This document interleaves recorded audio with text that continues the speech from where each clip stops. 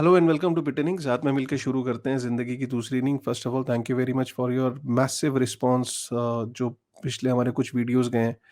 Thank you very much. मतलब this is overwhelming. मैंने सोचा नहीं था कि कभी ऐसा भी रिस्पॉन्स आएगा। So so thank you very much for your कि आपको कुछ शायद कुछ अच्छा लग रहा है, कंटेंट कुछ समझ में आ रहा है। सो अभी पिछले 5 दिन के अंदर ना करीब 6 एसेट अंडर मैनेजमेंट जो कंपनीज है, जिनको जो फंड मैनेजर्स जिनको कह लो, या फंड मैनेजमेंट कंपनीज होती हैं, जैसे कि ब्लैक रॉक का आपने नाम सुना था। तो ब्लैक रॉक ने जब बिटकॉइन ईटीएफ जब अप्लाई किया तो 5 दिन के अंदर करीब 6 कंपनीज जो हैं वो बिटकॉइन के ईटीएफ को अप्लाई कर चुकी है। मैंने आपको पहले भी बोला था कि BlackRock is not going to be the only company. Back to back बाकी कंपनीज भी इस होड़ में, इस दौड़ में कूद जाएंगी। रीजन सिंपल है, कोई भी फर्स्ट मूवर एडवांटेज खोना नहीं चाहता।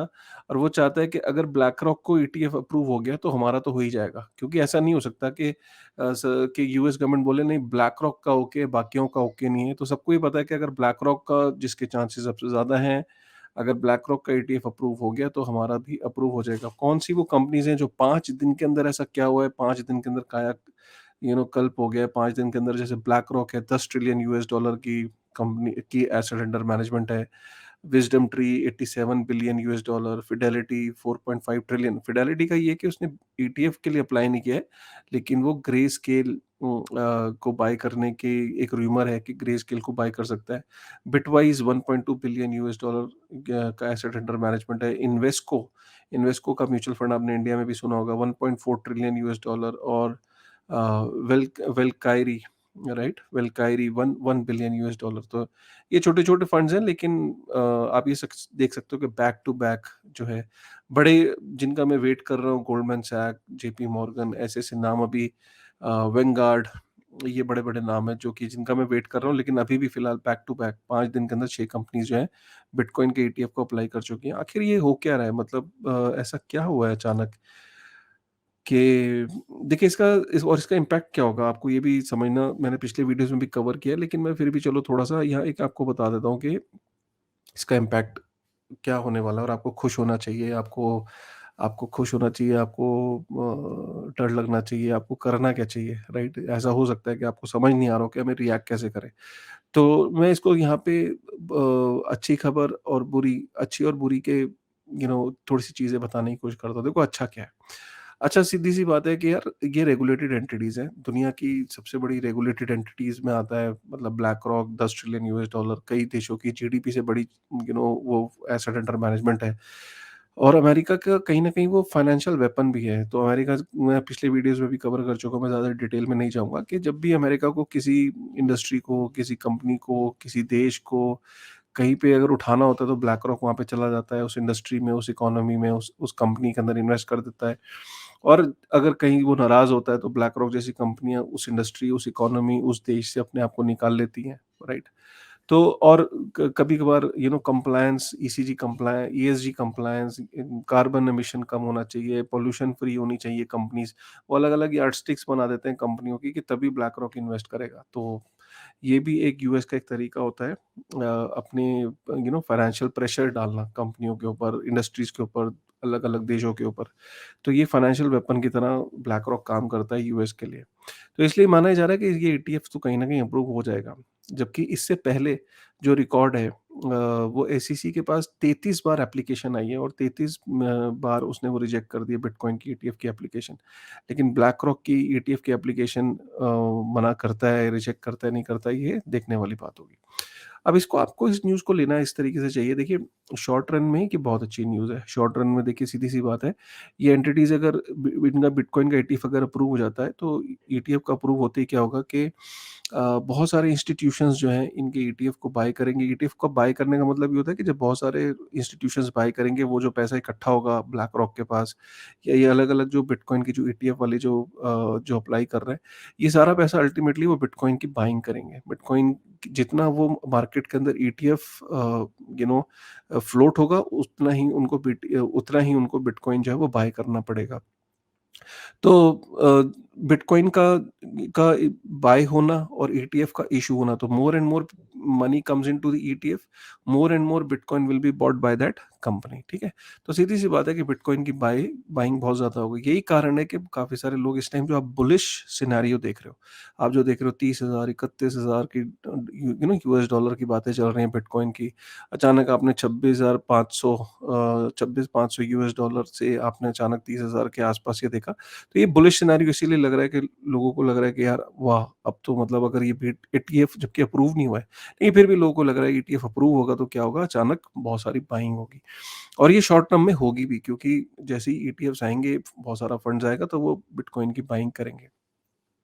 ये शॉर्ट रन में है। और दूसरा, शॉर्ट रन में आप ये देखिए कि क्रेडिबिलिटी बढ़ेगी, कि पूरी दुनिया में जहाँ पे भी लोग जो अलग-अलग देश हैं, जहाँ क्लैरिटी नहीं है, जहाँ वो हॉस्टाइल थे बिटकॉइन को लेके, अचानक उन्हें लगेगा कि यार ब्लैक रॉक जैसी कंपनीज़ ईटीएफ लेके आई हैं, वहाँ अप्रूव हो गया है।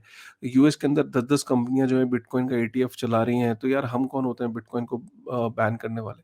तो अलग-अलग देशों के अंदर वो जो रेगुलेशन की कन्फ्यूजन थी वो दूर हो जाएगी, और वो भी कहेंगे यार अमेरिका कर रहा है, हम भी करेंगे, राइट? तो आप अचानक देखोगे पूरी दुनिया में बिटकॉइन को एज ए एसेट क्लास की तरह एक्सेप्टेंस मिल जाएगी। ठीक है, ये तो हो गया शॉर्ट रन में। शॉर्ट रन का पीरियड हो गया एक से 4 साल, तीन, एक से चार, 5 साल के बीच में, मतलब 1 से 4 5 साल तक यही चलता रहेगा। पूरी दुनिया में हर देश के अंदर से ईटीएफ आना शुरू होंगे, हर देश के अंदर, उनके कनाडा के अंदर तो ऑलरेडी ईटीएफ है, रशिया का ईटीएफ आ जाएगा, चाइना का ईटीएफ आ जाएगा, और यूरोप का ईटीएफ आ जाएगा, और देशों का ईटीएफ आ जाएगा, और वो उसके अंदर ईटीएफ्स जो है वो आना शुरू हो जाएंगे, क्योंकि वो कहेंगे यार अमेरिका कर रहा है, हम इस अपॉर्चुनिटी को नहीं छोड़ सकते। अब लॉन्ग रन में क्या होने वाला है? देखिए लॉन्ग रन में बुरी चीज़ क्या है? बुरी चीज़ या सतर्क रहने वाली चीज़ या रेड सिग्नल या वार्निंग, और जो हमने पास्ट के बेसिस पे ही हम वो वार्निंग्स इश्यू कर सकते हैं। देखिए अल्टीमेटली ये कंपनीज़ आपको करने क्या जा रही है? ये कंपनीज़ आपको, जब आप ईटीएफ में इन्वेस्ट करोगे तो बेसिकली आपको आईओयू इश्यू करेंगे। आईओयू, ठीक है? आईओयू क्या है? आईओयू एक प्रॉमिस है, एक प्रॉमिसरी नोट है, राइट? तो सपोज़ करिए जब आपके पास एक ईटीएफ है तो आपके पास एक्चुअल बिटकॉइन नहीं है, या आप सपोज़ करिए आपके गोल्ड ईटीएफ में आपके पास एक्चुअल गोल्ड नहीं होता। आपके पास एक तरीके का आईओयू होता है, वो डिजिटल आईओयू होता है, राइट? कि समबडी ओ यू दैट, मतलब अगर सपोज़ करिए कि आपने किसी को गोल्ड दिया, और गोल्ड उस बंदे ने रखा और उसने एक लिखित रूप में दे दिया कि मेरे पास आपका 10,000 रुपए वर्थ का गोल्ड है, और ये मैं प्रॉमिस करता हूँ कि मैं आपको रिटर्न कर दूँगा। सपोज़ ये प्रॉमिसरी नोट आपको इश्यू कर दिया। अब आप वो नोट आप जेब में लेके घूमते रहो, आपको पता है कि इस नोट के पीछे की जो वैल्यू है वो गोल्ड है जो फलाँ आदमी के पास रखा है।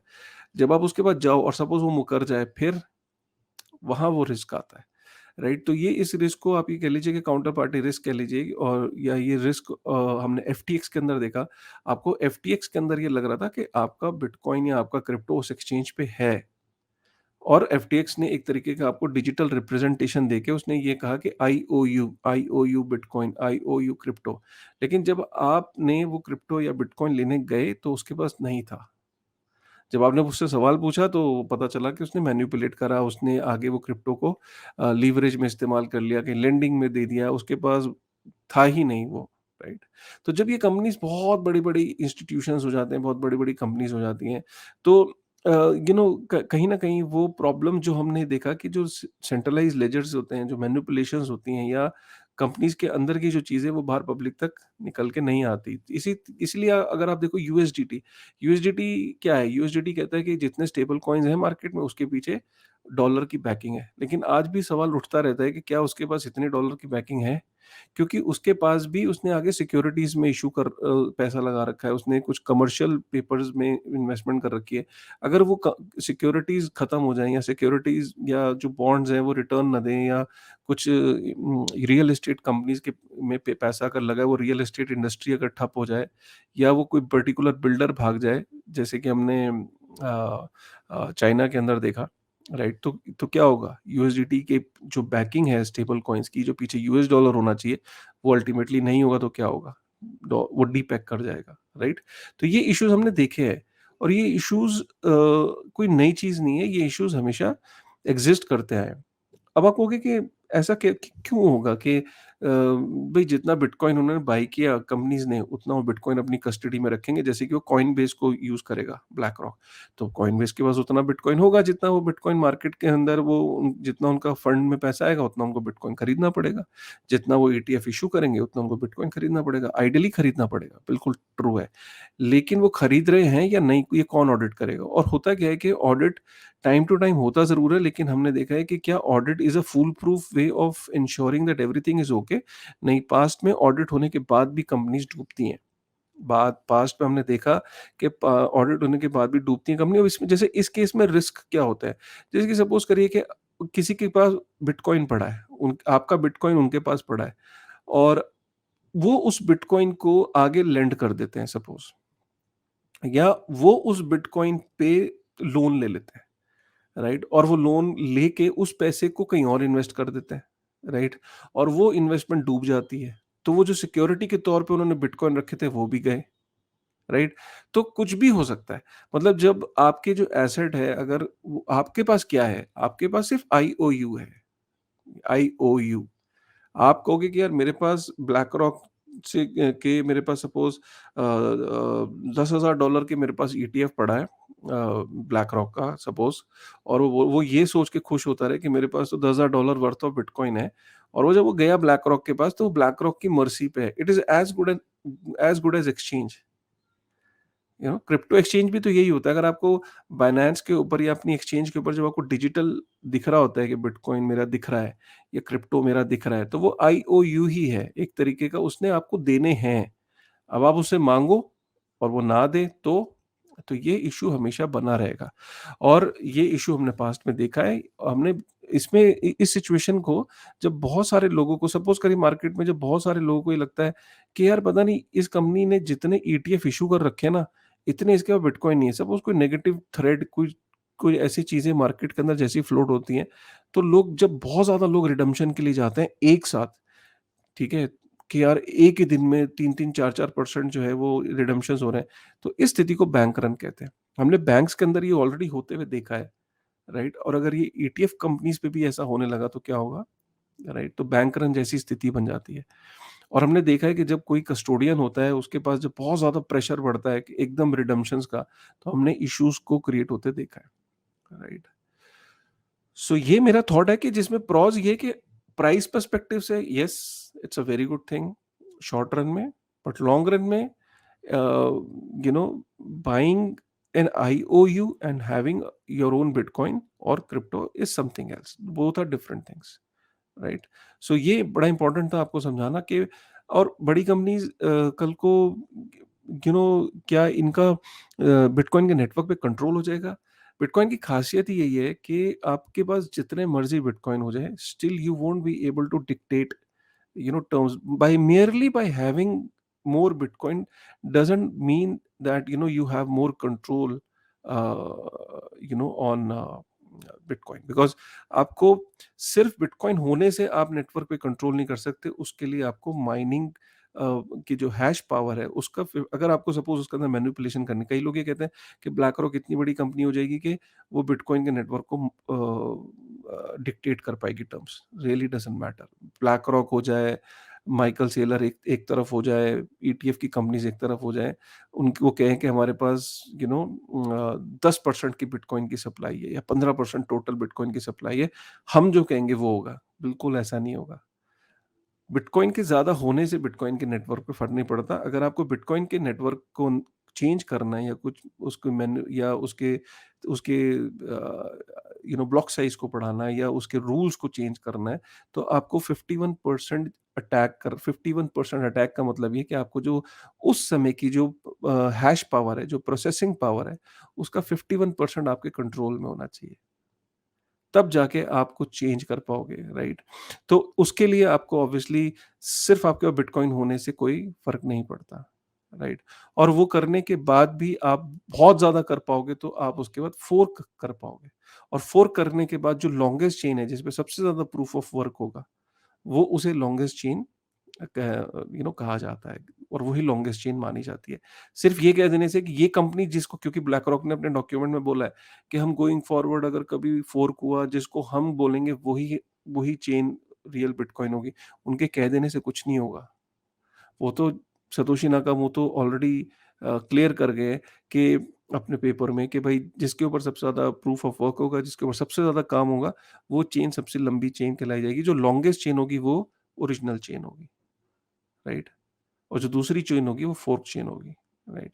अगर कल को ब्लैक रॉक बोलता है कि फोर्क चेन जो है, जिसके ऊपर प्रूफ ऑफ वर्क इतना नहीं है लेकिन वो ओरिजिनल चेन है, तो ब्लैक रॉक के कहने से कुछ नहीं होगा। राइट, ये खूबी है बिटकॉइन के नेटवर्क की। So don't worry about that कि ये कंपनीज क्या कर पाएंगी। The maximum these what these companies can do is, जो मैं आपको बता चुका हूँ कि प्राइस मैनिपुलेशन बहुत ज्यादा हो सकता है, क्योंकि हमने गोल्ड के अंदर देखा एक रेंज बाउंड कर देते हैं एक टाइम पे जाने के बाद। You know, they have so much of power that if the price is going up and if they to short, अगर जेपी मॉर्गन के पास गोल्ड के खजाने हैं और गोल्ड का प्राइस बहुत तेजी से बढ़ रहा है, तो वो शॉर्ट जब मार देता है तो प्राइस क्रैश कर जाता है, राइट? आज भी अगर आप गोल्ड देखो तो मैक्सिमम गोल्ड यूएस के पास ही तो है, 8500 टन। और उसके बाद रशिया और सब कंट्रीज को आप मिला लो तो गोल्ड भी आज की डेट में सेंट्रल बैंक्स और गवर्नमेंट्स के पास ही है सबसे ज्यादा, राइट? तो गोल्ड एक रेंज बाउंड हो गया है प्राइसिंग में, अगर आप देखिए कितने सालों से, राइट? सो ये बड़ा इंपॉर्टेंट है और इस चीज़ को समझना बहुत ज़रूरी था। उम्मीद करता हूँ आपको ये वीडियो पसंद आया होगा। ऐसी इन डेप्थ एनालिसिस, ऐसी चीज़ें अगर आपको पसंद आ रही हैं, ये कंटेंट पसंद आ रहा है, तो प्लीज़ इसको कमेंट करिएगा, इस कंटेंट को शेयर करिएगा।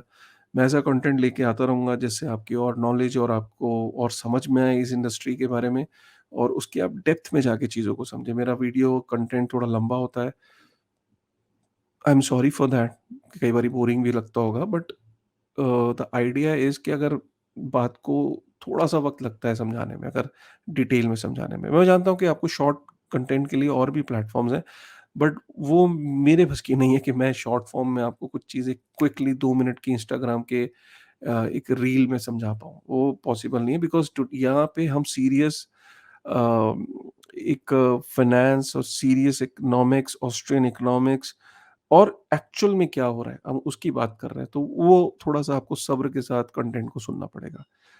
सो thank you very much for your love and support. Please comment करके ज़रूर बताइएगा, लाइक करिएगा, बेल आइकन को प्रेस कर लीजिए ताकि जब भी मेरा वीडियो है तो आपको एकदम पता लग जाए। चलिए, थैंक यू वेरी मच।